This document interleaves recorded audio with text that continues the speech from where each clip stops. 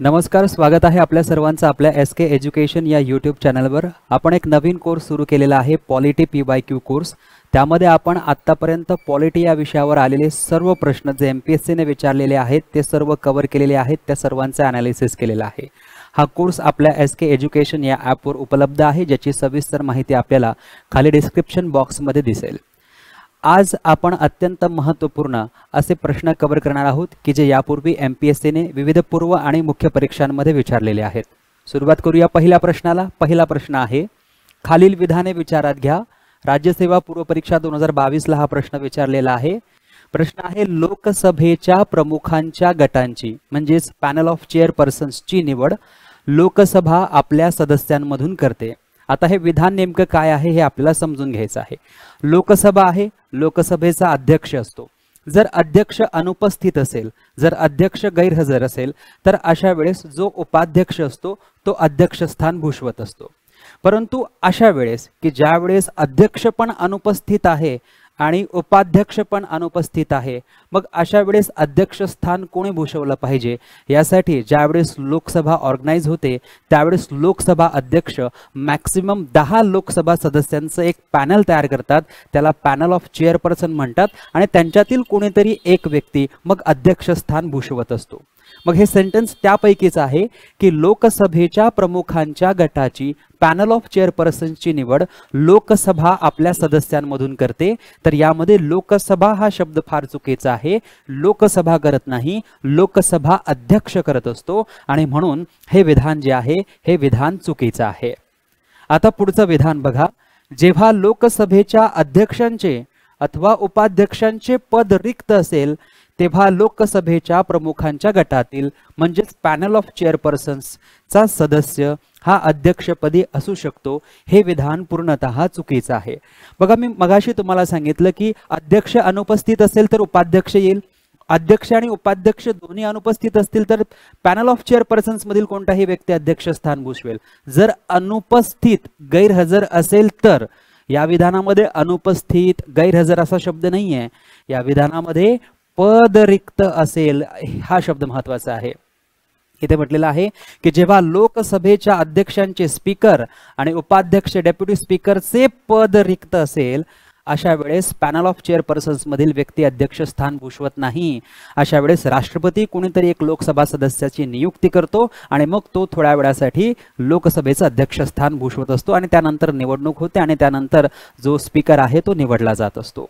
So या ठिकाणी काय म्हटलेलं आहे की अध्यक्षांचे उपाध्यक्षांचे पद रिक्त असेल तेव्हा लोकसभेच्या प्रमुखांच्या गटातील म्हणजेच पॅनल ऑफ चेअरपर्सन मधील सदस्य हा अध्यक्षपदी असू शकतो। हे चुकीचं आहे।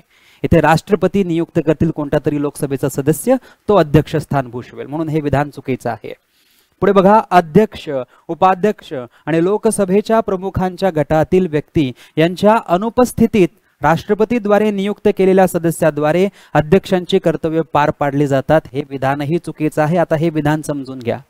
आता या विधानामध्ये काय सांगितलेलं आहे की अध्यक्ष महोदय काय आहेत, अनुपस्थित आहे, गैरहजर आहे, पदरिक्त नाहीये, अनुपस्थित आहेत। उपाध्यक्ष जे आहेत ते पण अनुपस्थित आहेत, गैरहजर आहे, ऍब्सेंट आहे। स्पीकर, डेप्युटी स्पीकर दोन्हीही ऍब्सेंट आहेत, आणि लोकसभेच्या प्रमुखांच्या गटातील पॅनल ऑफ चेअरपर्सन्स मधील जे 10 व्यक्ती नेमलेले आहेत ते पण गैरहजर आहे।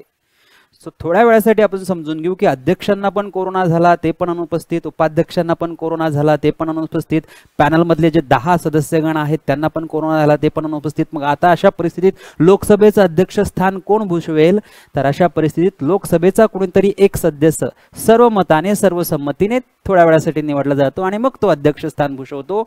अनुपस्थितच्या वेळेस राष्ट्रपती कुणाचीही नियुक्ती करत नाही। या सेंटेन्स मध्ये म्हटलेलं आहे अनुपस्थित राष्ट्रपतीद्वारे नियुक्त केलेल्या सदस्याद्वारे अध्यक्षांचे कर्तव्य पार पाडले जातात। हे चुकीचं आहे। अनुपस्थितीच्या वेळेस राष्ट्रपती कुणाचीही नियुक्ती करत नाही। अनुपस्थित असतील त्यावेळेस सर्वसंमतीने जो कोणी सदस्य असेल तो नेमला जातो आणि मग तो अध्यक्षस्थान भूषवतो, अध्यक्षांची कामे पार पाडतो। आणि म्हणून ही तीनही विधाने जर आपण पाहिली तर तीनही विधाने चुकीची आहेत। आपल्याला विचारलेलं आहे कोणतं विधान बरोबर आहे, तर बघा वरीलपैकी एकही नाही, म्हणजे ऑप्शन 4 हे आपलं करेक्ट उत्तर होईल। आता बघा पुढचा प्रश्न, अनुच्छेद 352 हे अनुच्छेद 356 पेक्षा कसे वेगळे आहे खालील विधाने विचारात घ्या. प्रश्न विचारलेला आहे उद्योग निरीक्षक मुख्य परीक्षा 2022. प्रश्न फार महत्वाचा आहे. बघा इथे म्हटलेलं आहे अनुच्छेद 352. अनुच्छेद 352 म्हणजे नेमकं काय? ज्यामुळे नॅशनल इमर्जन्सी डिक्लेअर होत असते. राष्ट्रीय आणीबाणीची उद्घोषणा कलम 352 द्वारे केली जाते. आणि अनुच्छेद 356 मध्ये काय होत असतं तर राष्ट्रपती राजवट लागू केली जाते.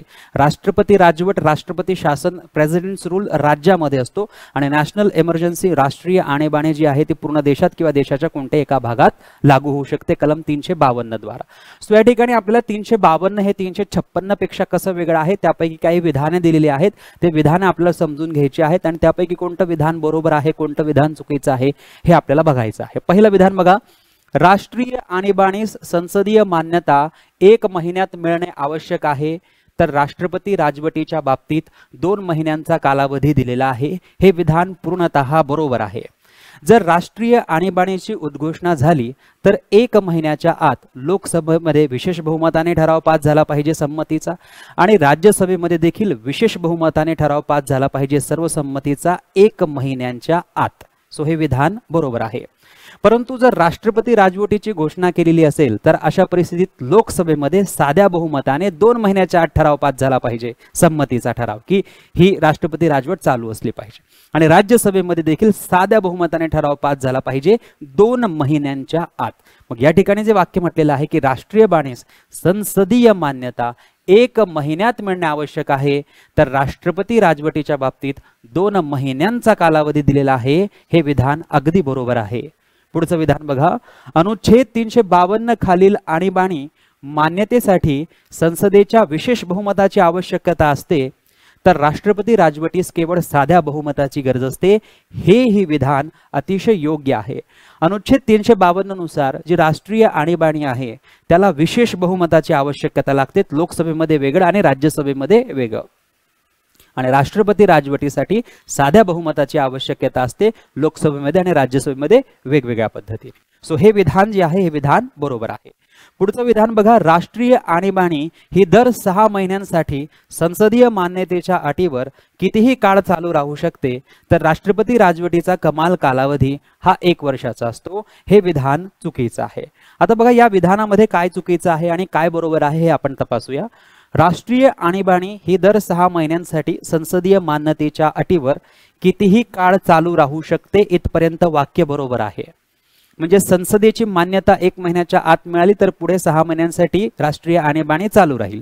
6 महिने संपायवर आले, परत या ठिकाणी संसदीय मान्यता मिळाली, आणखी पुढे 6 महिन्यांसाठी राष्ट्रीय आणीबाणी चालू राहील. 6 महिने संपण्यावर आलेले आहेत, पुन्हा एकदा संसदेची मान्यता मिळाली, पुढे 6 महिने, असं 6 महिने 6 महिने 6 महिने करत कितीही काळपर्यंत राष्ट्रीय आणीबाणी चालू राहू शकते. परंतु राष्ट्रपती राजवट, राष्ट्रपती शासन, प्रेसिडेंट्स रूल बद्दल मात्र असं नाहीये. राष्ट्रपती राजवटीचा कमाल म्हणजे कमीत कमी कालावधी, कमाल जास्तीत जास्त कालावधी हा 1 वर्षाचा नसतो, तर हा 3 वर्षाचा असतो. 3 वर्षाच्या वर राष्ट्रपती राजवट वाढवली जाऊ शकत नाही. आणि इव्हन 1 वर्षाच्या नंतर जर वाढवायची असेल तर त्यासाठी 2 अटी फॉलो कराव्या लागतात, 2 कंडिशन्स फॉलो कराव्या लागतात. त्यापैकी एक आहे की त्या राज्यामध्ये निवडणूक आयोगाने प्रतिपादन करायला पाहिजे की या राज्यामध्ये निवडणुका घेणं शक्य नाही. आणि दुसरी अट आहे की देशामध्ये राष्ट्रीय आणीबाणी सुरू असली पाहिजे. या 2 अटी जर असतील तरच राष्ट्रपती राजवट पुढे 1 वर्षानंतर वाढवता येऊ शकते. सो हे ऑलरेडी आपण आपल्या कोर्समध्ये पाहिलेलं आहे. सो बघा आपल्याला विचारलेलं आहे कोणती विधाने चुकीची आहेत, तर बघा हे क विधान जे आहे हे क विधान चुकीचं आहे, म्हणून ऑप्शन 3 आपलं करेक्ट उत्तर या ठिकाणी होईल. आता पुढचा प्रश्न आपण पाहूया. जर लोकसभेचे अध्यक्ष आणि उपाध्यक्ष दोन्हीही उपस्थित नसतील तर संसदेच्या संयुक्त बैठकीचे अध्यक्षस्थानी कोण असतात? आता बघा संयुक्त जी बैठक आहे ती कलम 108 नुसार बोलवली जाते राष्ट्रपती द्वारा. आणि संयुक्त बैठक जी आहे या संयुक्त बैठकीचं अध्यक्षस्थान कोण भूषवत असतं? लोकसभेचे अध्यक्ष. लोकसभेचे जे अध्यक्ष असतात तेच संयुक्त बैठकीचं स्थान भूषवित असतात, तेच कामकाज करत असतात. परंतु हे जर गैरहजर असले तर लोकसभेचे जे उपाध्यक्ष आहेत ते या ठिकाणी अध्यक्षस्थान भूषवतात. कलम 108 नुसार संयुक्त बैठक बोलवली जाते. संयुक्त बैठकीचे अध्यक्षस्थान लोकसभा अध्यक्ष करतात. लोकसभाचे अध्यक्ष गैरहजर असतील, अनुपस्थित असतील तर लोकसभेचे उपाध्यक्ष येतात. आपल्याला त्याच्याही पुढे जाऊन प्रश्न विचारलेला आहे की लोकसभेचे अध्यक्ष आणि उपाध्यक्ष दोघेही उपस्थित नसतील तर संसदेच्या संयुक्त बैठकीच्या अध्यक्षस्थानी कोण असतात. तर बघा, लोकसभेचे अध्यक्ष अनुपस्थित असतील, लोकसभेचे उपाध्यक्ष अनुपस्थित असतील तर मग या ठिकाणी येतात राज्यसभेचे उपसभापती. राज्यसभेचे उपसभापती या ठिकाणी संयुक्त बैठकीचं अध्यक्षस्थान भूषवतात. आता लोकसभा अध्यक्ष ठीक आहे, लोकसभा उपाध्यक्ष ठीक आहे, राज्यसभेचे उपसभापती आलेले आहे. राज्यसभेचे सभापती का येत नाही? तर राज्यसभेचे सभापती जे असतात ते संसदेचे सदस्य नसतात. राज्यसभेचे सभापती हे उपराष्ट्रपती असतात आणि म्हणून ते कोणत्याही संसदेच्या कोणत्याही गृहाचे सदस्य नसतात आणि ते सदस्य नसतात म्हणून ते संयुक्त बैठकीचे अध्यक्षस्थान भूषवत नाही. म्हणून या ठिकाणी राज्यसभेचे सभापती न येता राज्यसभेचे उपसभापती आलेले आहेत आणि या पद्धतीने ते संयुक्त बैठकीचे अध्यक्षस्थान भूषवतील. राज्यसभेचे उपसभापती जर तुम्ही पाहिले तर ऑप्शन 2 मध्ये आहे. मग ऑप्शन 2 आपलं करेक्ट उत्तर होईल. आता बघा पुढचा प्रश्न, खालीलपैकी कोणते विधान बरोबर आहे? राज्यसभेच्या अध्यक्षांची निवड ही संसदेच्या फक्त निर्वाचित सदस्यांकडनं होते. जर आपण व्यवस्थित पाहिलं तर बघा, राज्यसभेच्या अध्यक्षांची निवड म्हणजे कोण? उपराष्ट्रपतींची निवड. हे संसदेच्या फक्त निर्वाचित सदस्यांकडून होते का? नाही. निर्वाचित आणि नामनिर्देशित असे दोनही सदस्यांच्याकडून ही राज्यसभेच्या अध्यक्षांची निवड होत असते. म्हणजे हे विधान कसं आहे? चुकीचं आहे. आता पुढील विधान बघा, राज्यसभेचा अध्यक्ष हा संसदेच्या दोन्ही सभागृहांच्या संयुक्त बैठकीचे अध्यक्षस्थान स्वीकारू शकतो. हे विधानही कसं आहे? चुकीचं आहे. बघा, आताच आपण पाहिलं की राज्यसभेचा अध्यक्ष कोण असणार? उपराष्ट्रपती, आणि हे संयुक्त बैठकीचं अध्यक्षस्थान स्वीकारू शकत नाही. इथे म्हटलेलं आहे संसदेच्या दोन्ही सभागृहांच्या संयुक्त बैठकीचे अध्यक्षस्थान स्वीकारू शकतो. म्हणजे हे विधान कसं आहे? चुकीचं आहे. हा संसद सदस्य नसतो म्हणून तो संयुक्त बैठकीचे अध्यक्षस्थान भूषवू शकत नाही. पुढे बघा, राष्ट्रपतीच्या निवडणुकीसाठी जे निर्वाचन मंडळ असते तेच उपराष्ट्रपतींच्या निवडणुकीसाठी असते. हे विधानही चुकीचं आहे. राष्ट्रपतींचं निर्वाचन मंडळ जर तुम्ही पाहिलं तर त्यामध्ये विधानसभेचा सुद्धा रोल असतो, परंतु उपराष्ट्रपतींच्या निर्वाचन मंडळामध्ये विधानसभेचा रोल नसतो.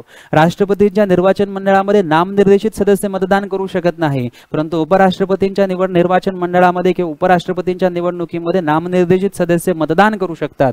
म्हणजे दोघांचं निर्वाचन मंडळ वेगवेगळं आहे. पुढे बघा, संसदेच्या दोन्ही सभागृहातील नामनिर्देशित सदस्यांना उपराष्ट्रपतींच्या निवडणुकीमध्ये मतदान करण्याचा अधिकार असतो, बरोबर, परंतु राष्ट्रपतींच्या निवडणुकीत नसतो. हे विधान मात्र कसं आहे? बरोबर आहे. आपल्याला विचारलेलं आहे खालीलपैकी कोणते विधान बरोबर आहेत? तर चौथं जे विधान आहे हे चौथं विधान या ठिकाणी बरोबर आहे. आता बघा पुढचा प्रश्न, हे क्लिअर दिसतंय सर्वांना? ओके. खालील विधाने विचारात घ्या. राज्यसेवा मुख्य 2022 चा प्रश्न आहे. राष्ट्रपतीने राष्ट्रीय आणीबाणी घोषित केल्यास विधानसभेचा कार्यकाळ वाढविता येऊ शकतो. हे विधान अगदी बरोबर आहे. जर राष्ट्रपतीने नॅशनल इमर्जन्सी राष्ट्रीय आणीबाणीची उद्घोषणा केली तर एखाद्या विधानसभेचा कार्यकाळ संपुष्टात येत असेल तर अशा परिस्थितीत त्या विधानसभेचा कार्यकाळ 1 वर्षासाठी वाढवता येऊ शकतो.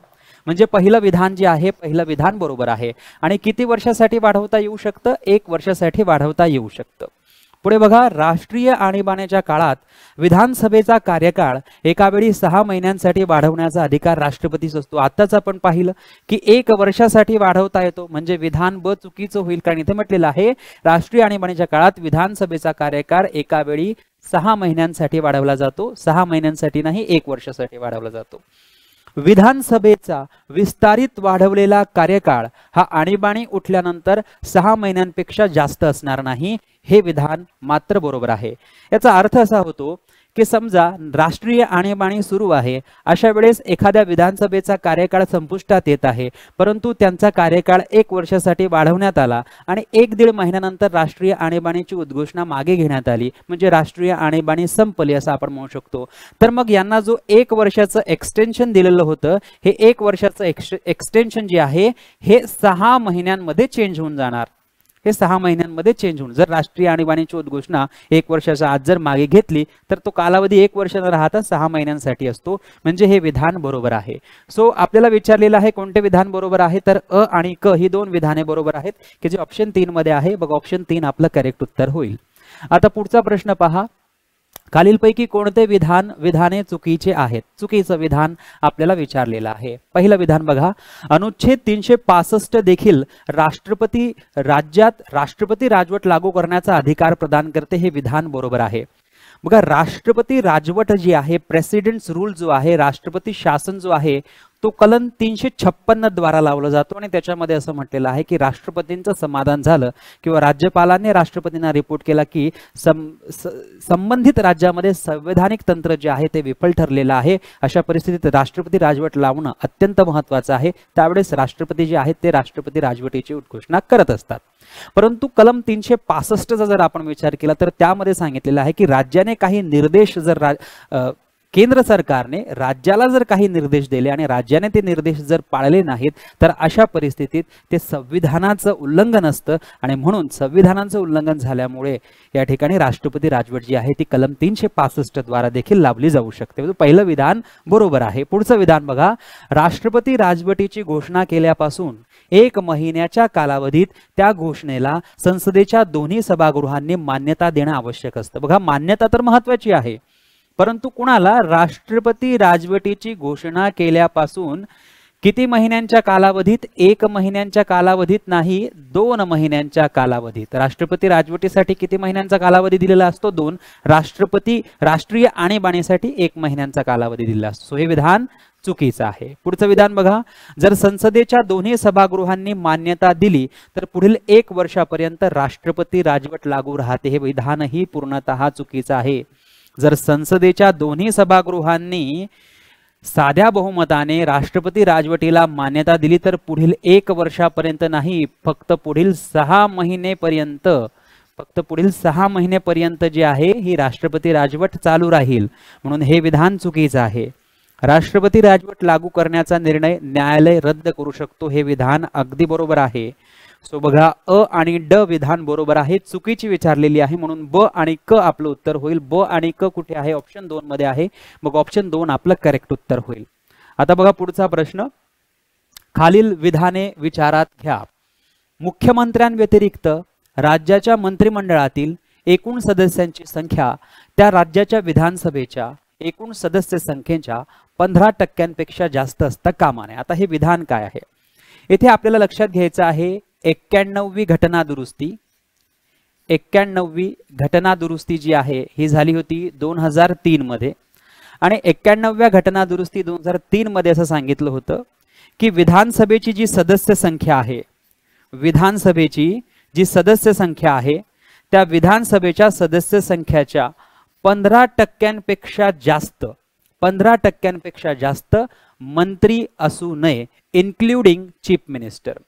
म्हणजे काय की विधानसभा जर तुम्ही पाहिलं तर महाराष्ट्रातील विधानसभा 288 सदस्यांची आहे आणि याचं 15% जर आपण काढलं तर याचे 15% किती होतील बघा, 2.88 × 15 म्हणजे हे तुमचे होतील 15,120. इकडे आले 12, 15,8 120 आणि 12 32 म्हणजे या ठिकाणी 2 आले, इकडे आले 13, 15 दुणे 30 आणि 13 30 आणि 13 43.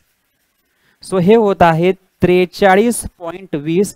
43.2 आहे, 5च्या आत आहे म्हणून 43 धरलं जाईल.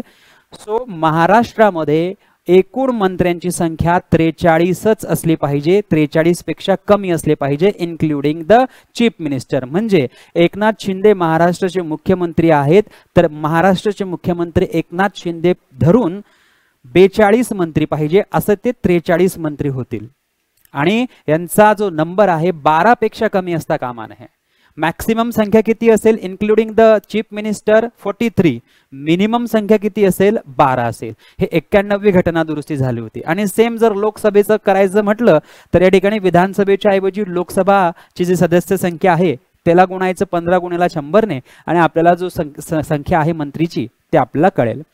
सो मुख्यमंत्र्यांव्यतिरिक्त म्हटलेलं आहे आणि मी इथे काय सांगितलं, मुख्यमंत्र्यांना धरून मुख्यमंत्र्यांसह, सो व्यतिरिक्त हा शब्द चुकीचा आहे, मुख्यमंत्र्यांसह म्हटलं पाहिजे. परंतु इथे म्हटलं होतं की मुख्यमंत्र्यांव्यतिरिक्त राज्याच्या मंत्रिमंडळातील एकूण सदस्यांची संख्या त्या राज्याच्या विधानसभेच्या एकूण सदस्य संख्येच्या 15% जास्त असता कामा नये. आता हे विधान चुकीचं होईल कारण व्यतिरिक्त म्हटलेलं आहे म्हणून.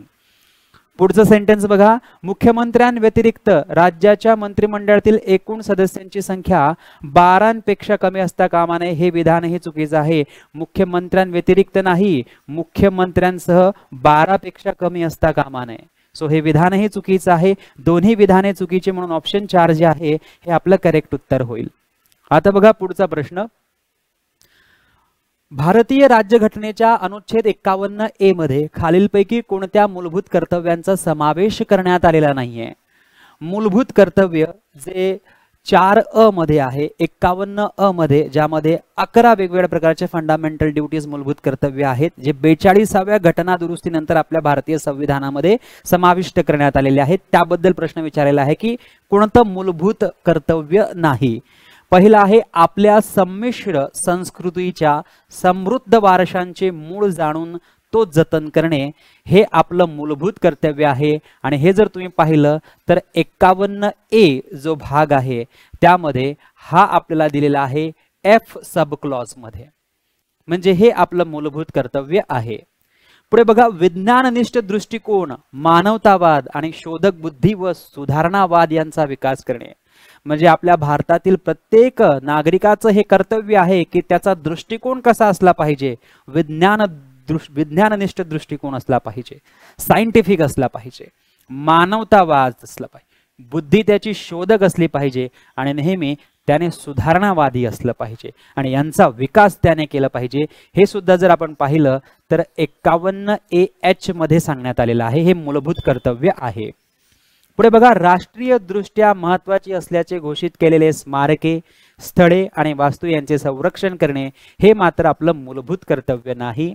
आणि पुढे जर आपण पाहिलं, मादक पेय व आरोग्यास अपायकारक अशी अंमली द्रव्ये यांचं सेवन करण्यावर बंदी आणणे हे आपलं मूलभूत कर्तव्य नाही. हे राज्य धोरणाचं एक मार्गदर्शक तत्व आहे ज्याला आपण DPSP असं म्हणत असतो आणि याचा उल्लेख कलम 47 मध्ये करण्यात आलेला आहे. इथे लिहितो कलम 47 मध्ये याचा उल्लेख करण्यात आलेला आहे. हे मूलभूत कर्तव्य नाही. मग बघा, कोणत्या कर्तव्यांचा समावेश करण्यात आलेला नाही तर क आणि ड चा समावेश नाही. क आणि ड ऑप्शन 3 मध्ये आहे. मग ऑप्शन 3 आपलं करेक्ट उत्तर होईल. आता पाहूया पुढचा प्रश्न, लोकसभेच्या सभापती संदर्भात खालीलपैकी कोणती विधाने बरोबर आहेत? पहिलं विधान, तो किंवा ती राष्ट्रपतींची मर्जी असेपर्यंत पदावर राहतो. लोकसभेचे जे अध्यक्ष असतात त्यांच्यामध्ये राष्ट्रपतींची मर्जी असेपर्यंत पदावर राहतात असं नाही. हे विधान चुकीचं आहे. त्यांना आपल्या कार्यकाळाचा पूर्णतः गॅरंटी दिलेली आहे. पुढे बघा, तो किंवा ती आपला राजीनामा उपसभापतीस सादर करतो. हे विधान मात्र बरोबर आहे. लोकसभेचा अध्यक्ष उपाध्यक्षांना आपला राजीनामा सादर करतो आणि लोकसभेचे उपाध्यक्ष अध्यक्षांना आपला राजीनामा सादर करतात. सो विधान बरोबर आहे. तो किंवा ती कामकाज सल्लागार समिती आणि नियम समितीच्या प्रमुखाची नियुक्ती करतो. हे विधान चुकीचं आहे. कारण कामकाज सल्लागार समिती आणि नियम समितीचा अध्यक्ष मुळातच लोकसभेचा अध्यक्ष असतो, त्यामुळे तो कोणा दुसऱ्याची नियुक्ती करत नाही, करू शकत नाही. म्हणून हे विधान चुकीचं आहे. आणि पुढे बघा, तो किंवा ती निवडीच्या वेळी सभागृहाचा सदस्य नसला तरी चालतो, परंतु निवडीनंतर 6 महिन्यांच्या कालावधीत त्याने किंवा तिने सभागृहाचे सदस्य बनले पाहिजे. हे तर खूप चुकीचं सेंटेन्स आहे. मंत्र्यांबद्दल चालतं की एखादा व्यक्ती जो संसदेचा सदस्य नाहीये तो मंत्री बनून 6 महिने राहू शकतो. 6 महिन्याच्या आत त्याने कोणत्याही सभागृहाचं सदस्यपद घेतलं पाहिजे, मिळवलं पाहिजे. परंतु लोकसभेच्या अध्यक्षाबाबत असं नाहीये. लोकसभेचा अध्यक्ष जोही निवडला जाणार आहे तो सदस्य असलाच पाहिजे, लोकसभेचा सदस्य असलाच पाहिजे. त्याला 6 महिन्याचा कालावधी वगैरे मिळत नाही. म्हणजे हे विधान चुकीचं आहे. बरोबर असलेलं विधान कोणतं आहे? फक्त ब आहे.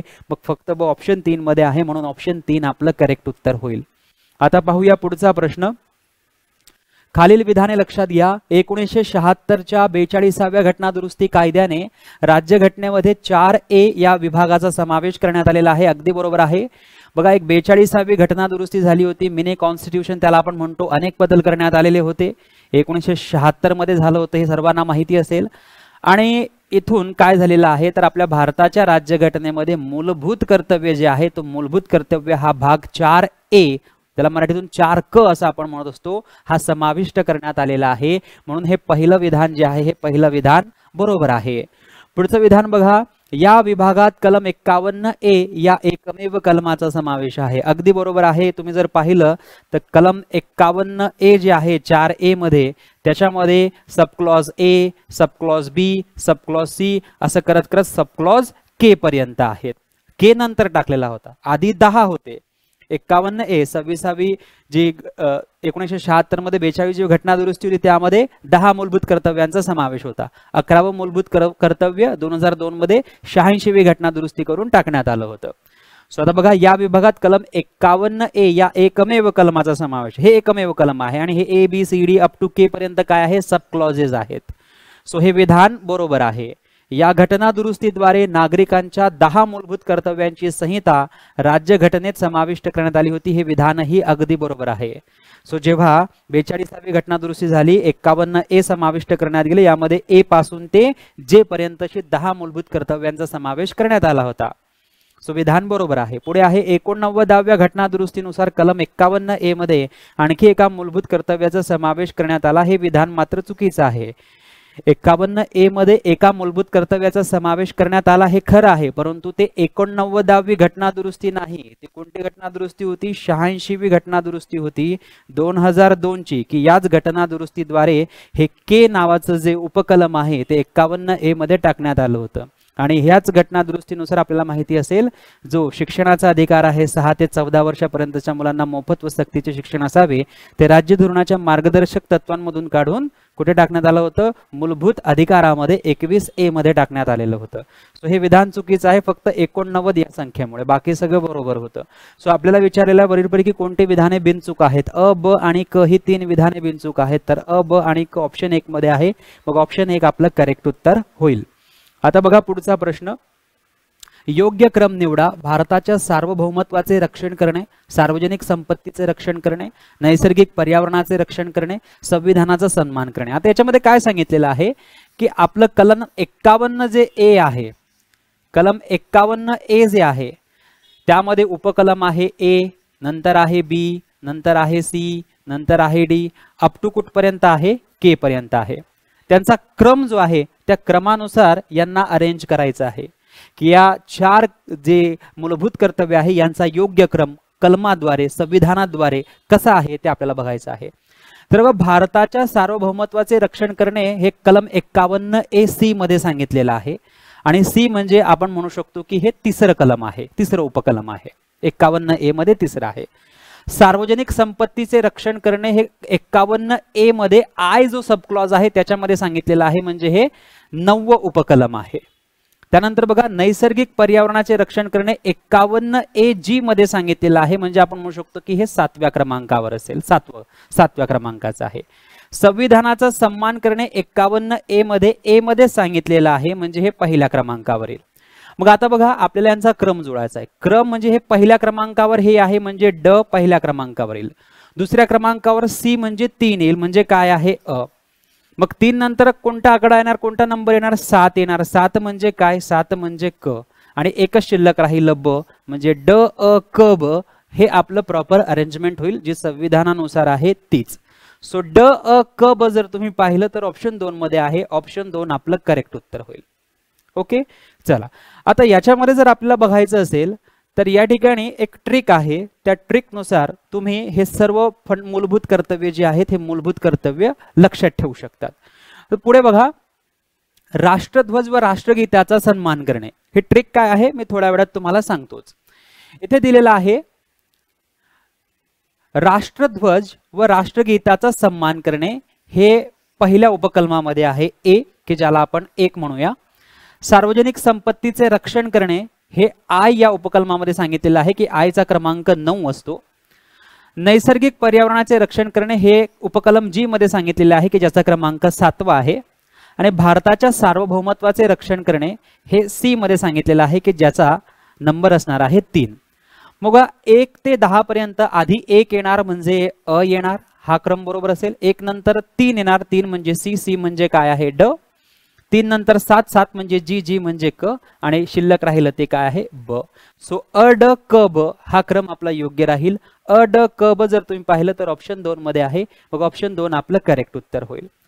आता यांचा क्रम जर तुम्हाला लक्षात ठेवायचा असेल तर कसा ठेवणार बघा. ए जे आहे त्याला म्हणायचं अबाईड बाय अँथम.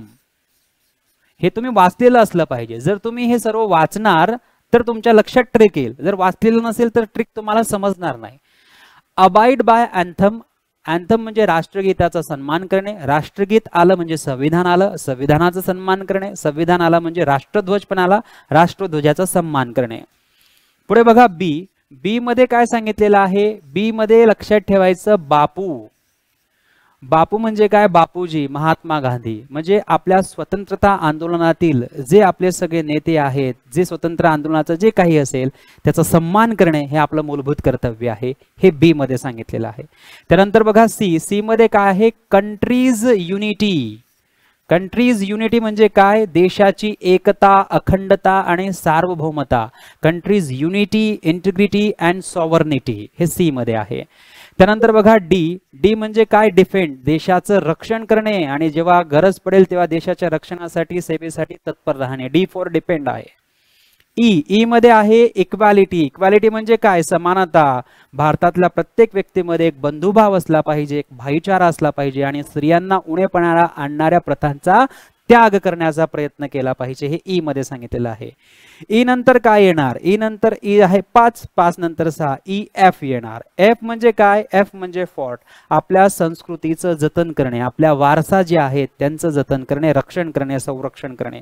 त्यानंतर जी नंतर आहे. जी म्हणजे ग्रीन एन्व्हायरमेंट. म्हणजे आपलं जे निसर्ग आहे त्या निसर्गातील वन्य जीव, प्राणी, पशु, पक्षी यांचं संरक्षण करणे. त्यासोबतच जे काही सरोवरे आहेत, नद्या आहेत त्यांचं संवर्धन करणे. त्यानंतर आहे एच. एच म्हणजे हायटेक. हायटेक म्हणजे टेक म्हणजे टेक्नॉलॉजी. म्हणजे तुमचं जे बुद्धी असली पाहिजे, शोधक बुद्धी असली पाहिजे, सोबतच विज्ञाननिष्ठ दृष्टिकोन असला पाहिजे. सुधारणावादाला तुम्ही सुधारणावादीचा विकास केला पाहिजे. त्यानंतर आहे I. I for non violence असं लक्षात ठेवायचं.